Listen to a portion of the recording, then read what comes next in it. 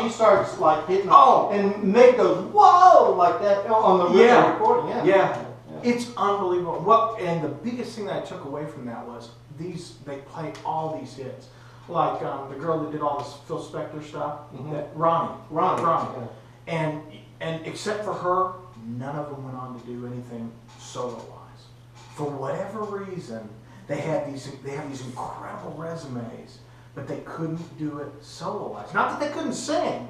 They could, but either they didn't have the charisma, or they didn't get the right songs, or whatever it was. But if you get a chance to see that one, that's another really good one. Just to see that history is amazing. And the sad thing about it is, they talked about you don't see that these days.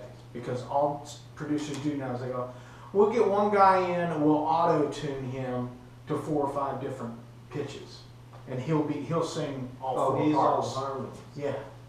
And they're like, you're missing the part. It's not so much about the harmony as it is about them coming up with these parts and the feeling, the expression that 4 voices have, 4 unique voices have, you know.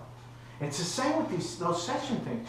That special about the guys back east that did all the Motown stuff, it was all about just feeling, you know. There's nothing fancy about any of those songs, chord-wise. It's not like it was a Herbie Hancock, incredible jazz textures going on. This was all simple stuff. Even the guitar licks, it's not like you sit there and go, oh, I could never play That's that. where Dwayne Allman, he was there. And Eric Clapton heard him, he talked Sam Cooke into doing Hey Jude. Eric Clapton heard his solo, which I don't think is a big deal, but that's how he did Derek and the Dominoes, the album. Oh, really? He called and said, who's that guitar player? Wow. Because him and his brother tried to start, it wasn't called the Allman Brothers. They went to LA and it busted. And so he went there, and he was a session guy. And that's what he did. And so Sam Cooke comes in and he goes, have you ever thought about doing Hey Jude? And you listen to it, it's just Sam Cooke. But at the end there's a little whatever. And Eric was so taken by it, yeah. That's how Eric and him came together. That's amazing. Yeah. Amazing.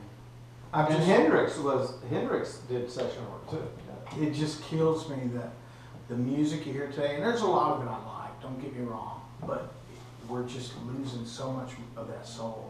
It's so cool to hear some guys like Bruno Mars and some of these guys bring a little bit of that influence back. You know, it's like, God, at least we're starting to feel some of that soul come back. But, man.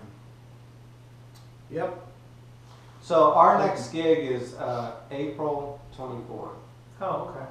So Poppy Nose. So what I'll do? I'll at least come down and play percussion, but if we can do a couple songs. No, I want to do the harp too. Yeah. So I'll have one guitar tune regular, and I'll get Eric and Bob. And I mean, we'll just do. I mean, what we just did, we'll just do it. You know, Okay. For well, 20 there's minutes.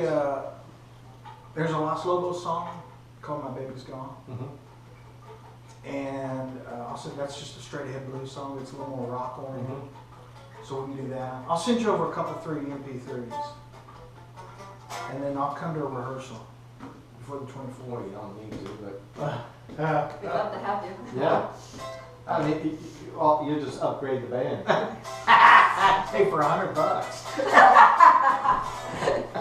You get rehearsal.